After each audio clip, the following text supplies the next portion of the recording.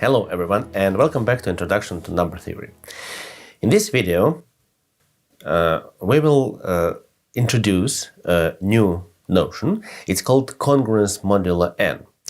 We start from a positive integer n. Well, actually almost everything we will be talking about in this video is also holds for negative integers, but it's a bit more convenient to use a positive integer. So we take a positive integer n and consider all its reminders. All its remainders from 0 to n minus 1. We understand that there are exactly n remainders. And consider the integers giving a certain remainder when divided by n. Well, for instance, remainder 0 give integers that are actually divisible by n. 0 plus or minus n plus or minus 2n and so on. And we understand that there are infinitely many such integers. Consider remainder 1. We understand that remainder 1 is given by integers 1, 1 plus or minus n, 1 plus or minus 2n, and so on. This is the second row in this table on the slide. We understand that there are also infinitely many such integers, and a standard formula for such integers is shown on the right side of the slide. It's nt plus 1, where t is an arbitrary integer. Also, if we consider remainder 2, then there are infinitely many integers with such remainder, and we understand that they all look like 2 plus something divisible by n. Or we can say 2 plus n multiplied by t, where t is an arbitrary integer, and so on. So this can be applied to any of the remainders. So what is congruence modulo n?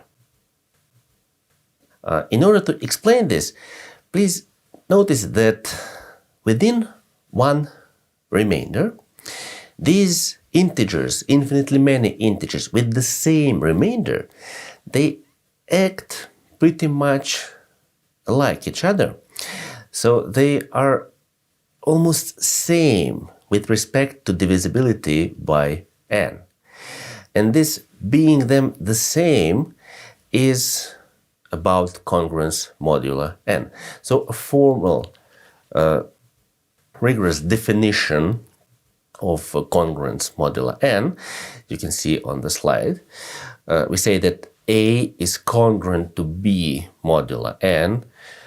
We use 3 dashes. It's like an equality sign, but equality sign has only 2 dashes, and this one, congruence, has 3 dashes. We say that A is congruent to B modulo n, if and only if, it's the definition, a and b have the same remainders when divided by n. Or you can say that a is congruent to b modulo n, if and only if their difference, a minus b, is divisible by n.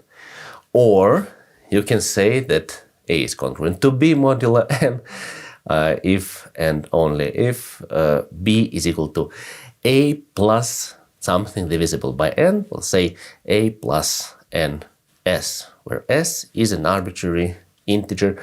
Or you can say that a should be equal to b plus ns, where s is an integer, and so on. So rather simple notion, which allows us to speak about equality of integers with respect to divisibility by n.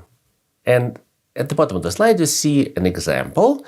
Well, if n is equal to 3, all integers divisible by 3, such as minus 6, minus 3, 0, 3, 6, 9, 12, 15, and so on, they are all congruent to each other, pairwise congruent modulo 3. So our integers in the second row of this little table, integers that give remainder 1 when divided by 3, integers such as -5, -2, 1, 4, 7, 10, 13, and so on. And in the third row, we see integers that all give remainder 2 when divided by 3.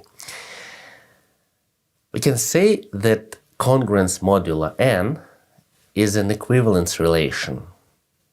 It's really easy to check.